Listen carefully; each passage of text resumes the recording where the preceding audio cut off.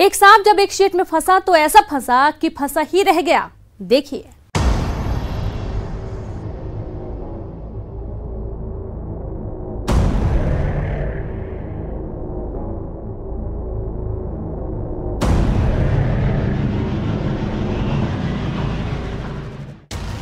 अक्सर जहां भी सांप घुस जाता है वहां के लोगों की आफत आ जाती है, सांसें थम सी जाती हैं। लेकिन इस बार ऐसा नहीं हुआ, बल्कि इससे ठीक उलट हुआ। जिस जगह सांप घुसा वहां सांप की ही शामत आ गई।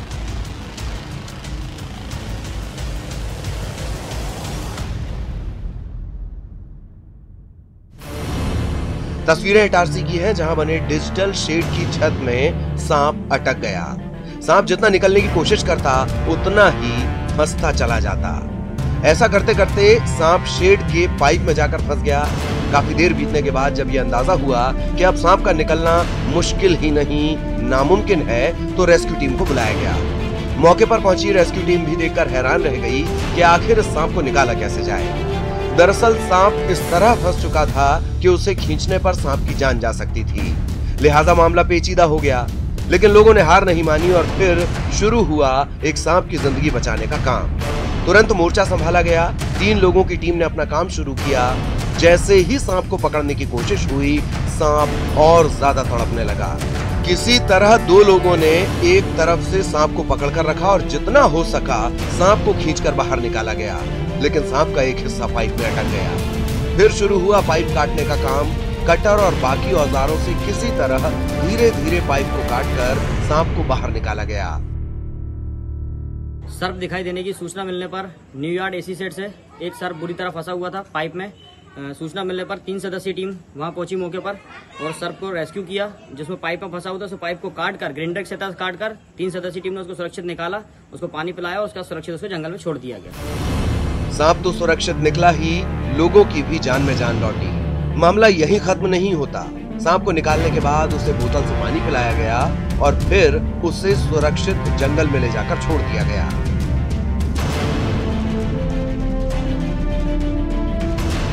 शैलेंद्र कौरव, न्यूज़ 18, होशंगाबाद।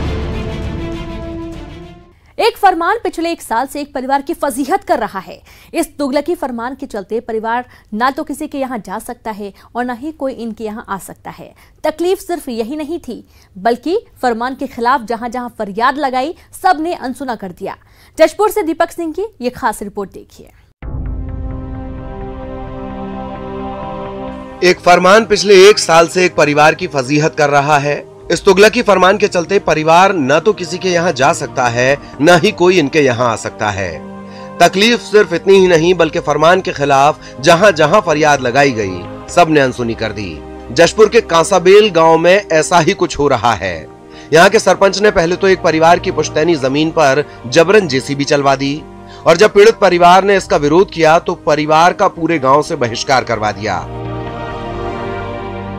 यही नहीं, सरपंच ने यह फरमान भी जारी किया कि अगर किसी भी शख्स ने इनसे मिलने या इनकी मदद करने की कोशिश की तो उसे 5,000 रुपए का जुर्माना देना होगा। हमें सामाजिक बहिष्कार गांव के लोग 5 लोगों ने गुट बना के इनके घर वालों को छोड़ देंगे। इनके पास कोई आना जाना नहीं करेगा। अगर इनके घर में आएंगे, इनके साथ बातचीत करेंगे, उनसे 5,000 की जुर्माना वसूल किया जाएगा। इसलिए कोई नहीं आते हैं, इनका काम भी कोई नहीं करेंगे, ऐसा कहा गया है। तो खेती बाड़ी कुछ नहीं होना? खेती बाड़ी मैं कर रही हूँ। नहीं तो कोई मजदूर आपके यहाँ नहीं आते? नहीं आते हैं। मैं दूसरे गांव से अभी ब्यासी करवाई बुला के। हाँ, दूसरे गांव से अलग अलग कष्ट के लोगों को। मेरी पत्नी अकेली है, रहती है गांव में और मेरे बच्चे बाहर रहते हैं। इसी बीच ये हमारे जो गांव के रमेश तिर्की जो सरपंच है, उसने अपनी हमारी ज़मीन को आबादी ज़मीन कह के उसने तोड़वा दिया है। ये तहसीलदार आ रहे पटवारी के द्वारा साथ में मिलके जेसीबी लेके। आप विरोध किए? फिर उस समय तो मैं तो था नहीं, मैं ड्यूटी फोर्स में रहता था, बाहर हूँ, मैं एमपी में रहता था। अकेले मेरी पत्नी थी। मेरी पत्नी के अकेले होने की वजह से वो उसका फ़ायदा उठाए और तोड़वा दिए ज़बरदस्ती। उसके बाद में हम लोगों को इसको विरोध करने पर हमें सामाजिक बहिष्कार कर दिए। ये सब कार्रवाई तब की गई जब पीड़िता घर में अकेली रहती है। उसके पति एसएएफ में कंपनी कमांडर के पद पर कटनी में तैनात हैं। लड़के बाहर पढ़ाई कर रहे हैं। ऐसे में सरपंच ने महिला के अकेले होने का फायदा उठाकर उनकी पुश्तैनी जमीन को कब्जाने की कोशिश की। मेरी भाभी को ना हमेशा गांव वाले प्रताड़ित किया जा रहे हैं ना, बार बार मीटिंग बैठ रहे हैं, बार बार उनको प्रति मतलब विरोध किया जा रहा है। तो मैं उनको समझा के बोलती हूँ तो हमारे पर भी झगड़ा करते हैं ना। तो हम लोग बोलते हैं कि बाप दादा का ज़मीन है तो हम लोग कैसे देंगे, इसी करके हम उनको समझाने की कोशिश करती हूँ, पर उन लोग नहीं समझते हैं। वहाँ के तहसीलदार, पटवारी और आरआई के द्वारा गैर कानूनी ढंग से इस प्रकार का उनका निर्माण तोड़ा गया है। और दूसरी बात ये है कि जो समाज है वो इस प्रकार से अराजक कैसे होते जा रहा है कि देश में भारत का संविधान लागू है और कोई एक समाज अपने इस संविधान के पैरेलल अपना कोई कानून चलाता है कि किसी भी व्यक्ति को समाज से बहिष्कृत कर दे और उनका हुक्का पानी बंद कर दे। यह बिल्कुल असंवैधानिक कृत्य है और ऐसे लोगों के विरुद्ध में कठोर कानूनी कार्रवाई नहीं की जाएगी तो ऐसे मामले दिन पर दिन जशपुर क्षेत्र में बढ़ते जाएंगे और बाद में हो सकता है कि यह स्थिति और भयावह हो जाएगी। सारे दरवाजे खटखटाने के बाद थक हार कर परिवार एसपी ऑफिस पहुंचा। आप बीती सुनाई, तब जाकर यह आश्वासन मिला कि मामले की जांच कराई जाएगी। मामला चूंकि जमीन संबंधी विवाद का है और खांसाबेल भेज करके उसकी जांच कराई जाएगी। जांच में जो भी तथ्य आएंगे उसके अनुरूप वैधानिक कार्रवाई की जाएगी। जुर्माने के फरमान के बाद पूरे गांव के लोगों ने पिछले 1 साल से इस परिवार से सभी प्रकार के संबंध खत्म कर दिए। देश की सेवा में लगे इस सिपाही का पूरा परिवार अलग थलग पड़ा है। गांव में कोई ना तो उन्हें किसी कार्यक्रम में बुलाता है, ना ही कोई इनके घर जाता है। इतनी बड़ी आबादी वाले गांव में ये पीड़ित परिवार 1 साल से अकेले ही जिंदगी से दो चार हो रहा है।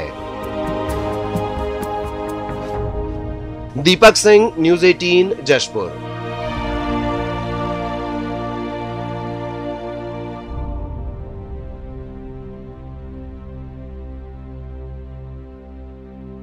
सरकारी स्कूल अब कुछ स्मार्ट करने जा रहा है। 80% घरों के बच्चों के पास स्मार्टफोन मौजूद नहीं है, लेकिन शिक्षा विभाग सरकारी स्कूलों के बच्चों को स्मार्ट क्लास देने की बात कर रहा है।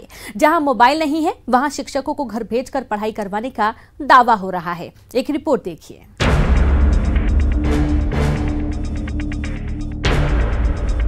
आधुनिक शिक्षा की बात कर रहा सरकारी शिक्षा विभाग खुद अंधकार में बैठा है। विभाग का दावा है कि वो अपनी ज्ञान की गंगा को कम नहीं होने देगा, भले ही कोरोना काल का संकट क्यों ना हो, लेकिन हर घर तक शिक्षकों को भेजने की कोशिश होगी। खंडहर स्कूलों में बैठ ठंडी में स्वेटर बुनने वाले शिक्षकों के माध्यम से बारिश में नॉलेज की नैया चलाएंगे। इन भुतहा हवेलियों से बच्चों का भविष्य लिखा जाएगा। सर्दियों में धूप सेकने वाले शिक्षकों से स्मार्ट क्लास चलवाई जाएगी। दरअसल कोरोना संक्रमण के चलते सरकारी स्कूल पूरी तरह से बंद है। ऐसे में शिक्षा विभाग सरकारी स्कूल के बच्चों को स्मार्टफोन के जरिए स्मार्ट क्लास देने की बात कर रहा है। भले ही स्कूलों के भवन जर्जर हो चुके हैं, शौचालय सड़ांध मार रहे हों, स्कूलों में बिजली पानी जैसी बुनियादी सुविधा ना हो, लेकिन वो बच्चों की बेहतरी की बात हो रही है जो हमेशा से होती रही है।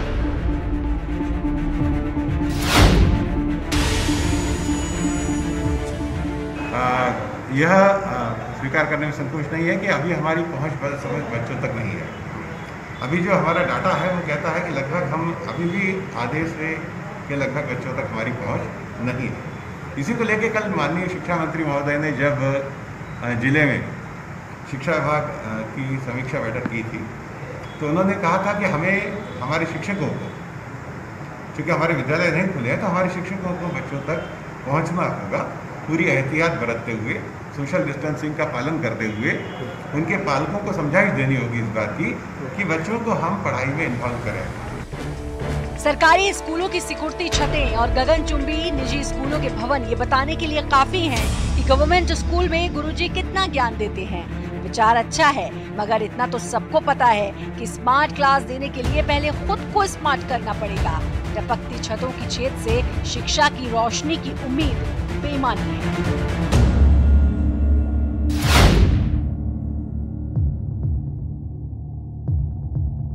और और जो टीचर हमें भेजती है, हमें जो समझ आता है हम उसे व्हाट्सएप से फ़ोन पे भेज देते हैं। फ़ोन के जरिए पढ़ाई करें? हाँ, फ़ोन के जरिए पढ़ाई करते हैं। तो क्या परेशानी आ रही, कुछ आती है दिक्कत इसकी? इस क्लास में पढ़ते थे और ऐसे पढ़ रहे हैं, दिक्कत आ रही है? हाँ। क्या परेशानी आती है? इसमें कुछ समझ नहीं आता है। शाला में बच्चों के सामने बैठकर जो कभी नहीं समझा पाए, अब सोशल डिस्टेंसिंग के जरिए समझाने की बात हो रही है।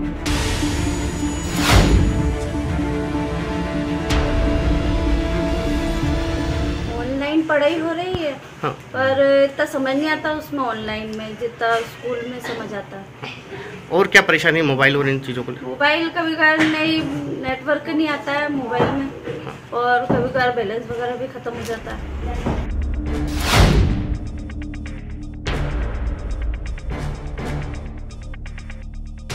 सरकार ने इस अभियान का नाम हमारा घर हमारा विद्यालय दिया है, जिसमें अब प्राइमरी स्कूलों में भी ऑनलाइन क्लास की अनुमति दे दी गई है। विभाग से मिले आंकड़ों के मुताबिक स्कूल शिक्षा मंत्री के गृह जिले शाजापुर में ही प्राइमरी और माध्यमिक स्कूल मिलाकर 53,000 के लगभग बच्चे पढ़ रहे हैं, जिनमें से 33,000 से ज्यादा बच्चों के यहाँ स्मार्टफोन की उपलब्धता ही नहीं है। बाकी जिन घरों में मोबाइल है वहाँ ये भी निश्चित नहीं है कि सारे मोबाइल में इंटरनेट चल रहा है या नहीं। हालांकि कुछ शिक्षक पूरी ईमानदारी से अपना काम कर भी रहे हैं। सुनील हंचोरिया, न्यूज़ 18 मध्य प्रदेश, छत्तीसगढ़। बरसों से अपना पारंपरिक व्यवसाय करने वाले पारधी समाज के लोगों पर भी कोरोना की मार पड़ी है। कोरोना काल ने परेशान तो किया ही, लेकिन इनकी शिकायत उस सिस्टम से भी है जो जवाबदेह तो है लेकिन जवाब नहीं दे रहा। न जवाब दे रहा है, न हालात पर तरस खा रहा है। कांकेर से जीवानंद हल्दर की ये खास रिपोर्ट देखिए।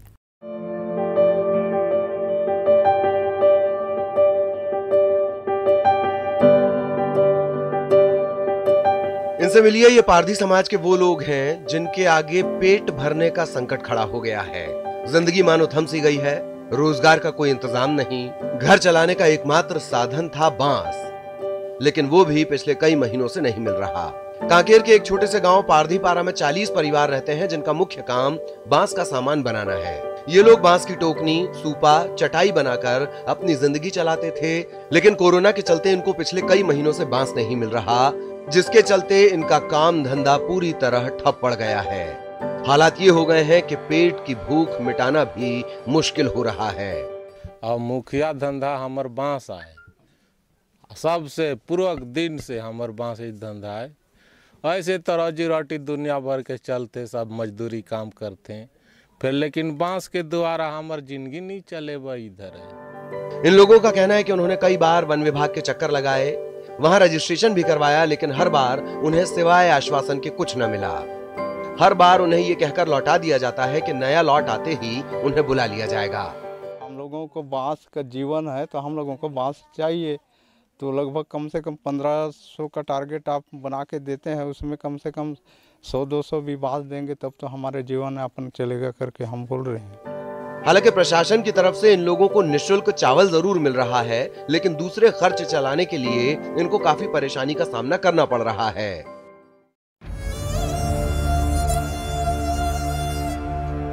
इनकी तकलीफ सिर्फ ये नहीं कि इनकी आर्थिक हालत खराब है, बल्कि दुख इस बात का भी है कि इतने ज्यादा हालात खराब होने के बाद भी शासन प्रशासन का कोई एक आदमी एक बार भी इनकी खैर पूछने तक नहीं आया। इस वक्त हम अंदरूनी गांव पारधीपारा में मौजूद है और आप देख सकते हैं कि पारधीपारा के जो लोग हैं उसके मूल व्यवसाय है बांस से किसी सामान का निर्माण करना है। आप देख सकते हैं ये जो पारधी लोग हैं ये जंगल से बांस को लाकर इस बांस का सामान बिक्री करते हैं। लेकिन इस कोरोना काल की अगर बात करें, इस कोरोना काल में इनकी सामान गांव में बिक्री नहीं हो पा रहा है। इस कोरोना काल में जहां सरकार से बांस का ना मिलना और इनके सामान ना बिकना, तो कहीं ना कहीं इनका जो परिवार का जो पालन पोषण में भारी दिक्कत का सामना करना पड़ रहा है। जीवानंद हल्दर, न्यूज़। ब्रेक के बाद एक बार फिर से आप सभी का स्वागत है।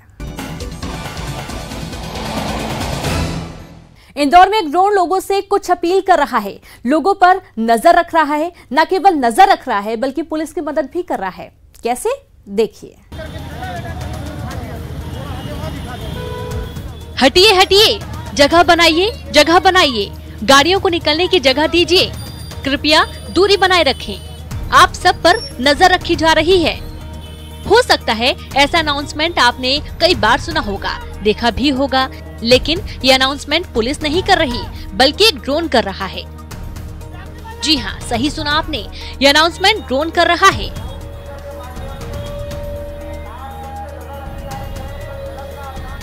दरअसल ये वाकया है इंदौर के सबसे फेमस इलाके राजवाड़ा क्षेत्र का, जहां पहली बार पब्लिक अनाउंसमेंट के लिए ड्रोन सिस्टम का इस्तेमाल किया गया।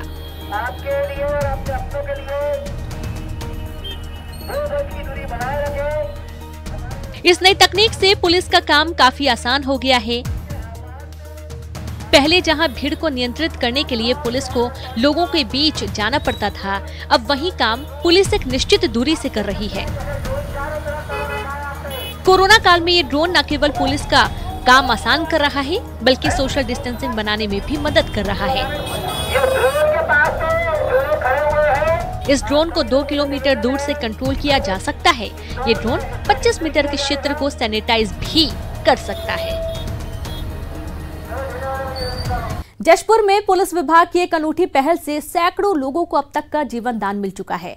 पुलिस वालों ने मिलकर एक ऐसा ब्लड बैंक तैयार किया है जो अब तक सैकड़ों लोगों की जिंदगी बचा चुका है। जशपुर से दीपक सिंह के साथ ये रिपोर्ट देखिए। खाकी का नाम आते ही अक्सर लोगों के दिलो दिमाग में खौफ छाने लगता है, लेकिन जुल्म और जालिम से लड़ने वाली इस वर्दी का एक और रूप भी है। ये जान लेना ही नहीं, जिंदगी देना भी जानते हैं। जशपुर पुलिस ने एक ऐसी ही अनूठी पहल की है जिसमें वो अपना ब्लड डोनेट कर लोगों की जान बचा रहे हैं। जशपुर पुलिस विभाग ने एक ब्लड बैंक बनाया है जिससे पुलिस के 160 जवान जुड़ चुके हैं। पुलिस ने इस ब्लड बैंक की जानकारी सभी अस्पतालों को दी हुई है, जिससे जरूरतमंद यहां संपर्क कर आसानी से खून ले सकते हैं। जशपुर में पुलिस विभाग की 160 लोगों की टीम है और इनके द्वारा एक ब्लड बैंक चलाया जाता है और कभी भी किसी को भी ब्लड की अगर दरकार लगती है तो इनकी टीम सजगता के साथ ब्लड मुहैया कराती है, चाहे वो किसी भी ग्रुप का हो। और ये एक अनूठी पहल है और इससे जशपुर जिले में और प्रदेश में पुलिस विभाग की छवि भी बन रही है और इस अनूठी पहल के लिए जितना बोला जाए उतना कम है। यहाँ 160 जवानों की टीम है जो पुलिस के जवान हैं और ये लोग एक चलता फिरता ब्लड बैंक के रूप में काम कर रहे हैं। जब जहाँ जिसको आवश्यकता होती है, जिस अस्पताल में जो आवश्यकता होती है वहाँ उपलब्ध हो जाते हैं और ज़रूरतमंद को अपना ब्लड देते हैं और इस तरह की पहल बहुत अच्छी पहल है। जशपुर पुलिस ने 3 साल पहले इस ब्लड बैंक को बनाया था, जिसके जरिए अब तक लगभग सैकड़ों लोगों की जान बचाई गई है। जरूरतमंद यहाँ संपर्क करते हैं, जिसके बाद पुलिस के जवान मौके पर पहुंचकर अपना खून दान करते हैं। पुलिस विभाग में बहुत सारे ऐसे जवान हैं जो स्वेच्छा से ब्लड देना भी चाहते हैं और जिनको इसकी आवश्यकता होती है वो आमतौर पे पुलिस विभाग से पहले ही संपर्क में रहते हैं। एक्सीडेंट हो या अन्य कोई बात हो तो जिला अस्पताल से सूचना आते ही साथ हमारे ग्रुप है ये एक्टिव हो जाता है और उनको समय पर ब्लड मुहैया कराया जाता है। ये एक अभिनव पहल है जशपुर पुलिस की और इसको पुलिस लाइन के माध्यम से समुचित तरीके से चलाया जा रहा है, जिससे अभी तक की जानकारी के मुताबिक 150-200 लोगों को इसमें फ़ायदा हो चुका है। इन जवानों में से कुछ जवान तो ऐसे भी हैं जिन्होंने 30 से ज्यादा बार रक्तदान किया है। वर्दी की पहल की हर तरफ तारीफ हो रही है। वाकई जशपुर पुलिस की जिंदगी बचाने की पहल की जितनी तारीफ की जाए उतनी कम है। दीपक सिंह, न्यूज़ 18 जशपुर।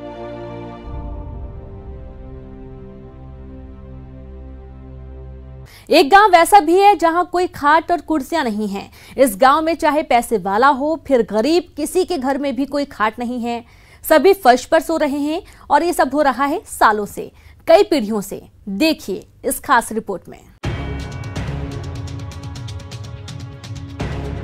क्या आप कल्पना कर सकते हैं कि ऐसा कोई गांव है जहां हर कोई जमीन पर सोता है?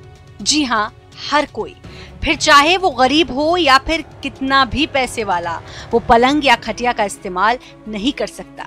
यहाँ तक कि आप इस गांव में जिस किसी के यहाँ भी जाएंगे आपको बैठने के लिए कुर्सी तक नहीं मिलेगी, यानी जमीन पर ही बैठना होगा।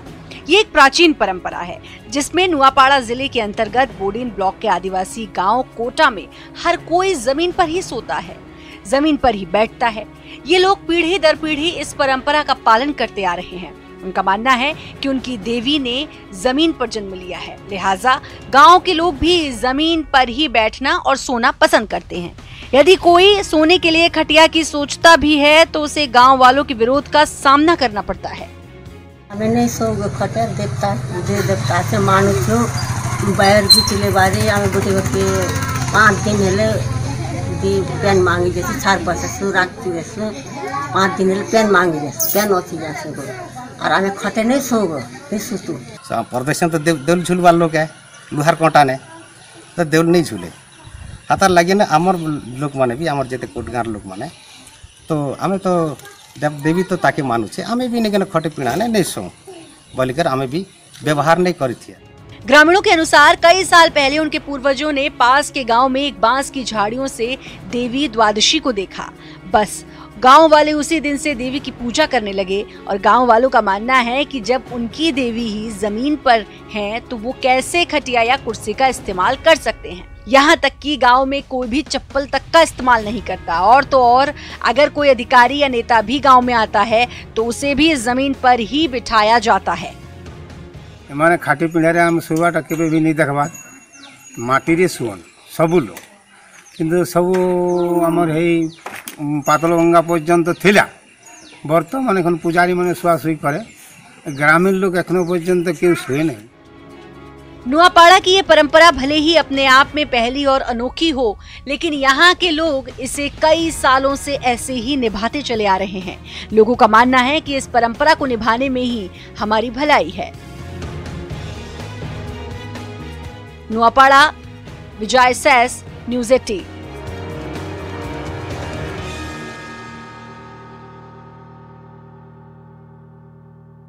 कोरोना को हराने के लिए लुधियाना का आयकर विभाग मास्क मूवमेंट चलाए हुए है। ये लोग गरीब लोगों को मास्क के साथ साथ राशन भी मुहैया करा रहे हैं।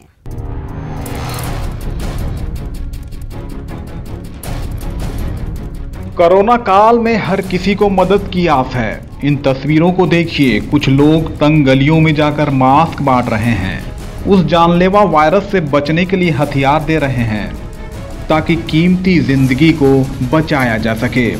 मुसीबत के वक्त यह काम आम लोगों की तरफ से नहीं बल्कि लुधियाना का आयकर विभाग की ओर से किया जा रहा है। इनकम टैक्स डिपार्टमेंट ने लुधियाना से एक मुहिम शुरू की थी जिसको गोल्डन हार्ट्स का नाम दिया हमने। उसमें हमारे डिपार्टमेंट के कर्मचारी, फिर कुछ जनता, कुछ टैक्स पेयर्स और इवन स्कूल के बच्चे, इन लोगों ने मिलकर एक ग्रुप बनाया जिसमें हमने लुधियाना के अंदर जहाँ जहाँ राशन की लोगों को और मदद की ज़रूरत हुई वो हमने शुरू की थी मार्च के आखिरी महीने से ही। ये जो मुहिम है इसको फिर पूरे देश में फैला दिया। एक सिविल सर्विसेज का ग्रुप था उसके साथ मिलकर। आयकर विभाग की जिम्मेदारी टैक्स वसूलने की होती है, लेकिन अपने काम से हटकर सामाजिक जिम्मेदारी विभाग निभा रहा है जो एक मुहिम की तरह पूरे देश में फैल गया है। विभाग लोगों को मास्क पहनने, काढ़ा पीने और 6 फीट की दूरी का पालन करने की सलाह दे रही है। अब हमारा टारगेट थोड़ा और एम्बिशियस हो गया है और हमने टारगेट किया है कि हम कम से कम 1 लाख परिवारों को लुधियाना के मास्क और काढ़ा देंगे। जो स्लोगन भी यही है कि मास्क लगाओ, कोरोना भगाओ, और आयुष काढ़ा के लिए है कि इम्यूनिटी बढ़ाओ और कोरोना हराओ। और इसके साथ हमने सोशल डिस्टेंसिंग का जो एक और जो मोटो है वो भी दिया है, 6 फुट की दूरी बेहद जरूरी। कोरोना की जंग आज पूरी दुनिया लड़ रही है। यह अदृश्य विषाणु हर रोज लोगों को अपना शिकार बना रहा है। इससे बचने के लिए अभी तक कोई कारगर दवा नहीं निकली है। लिहाजा जागरूकता ही ऐसा हथियार है जिससे कोरोना को हराया जा सकता है।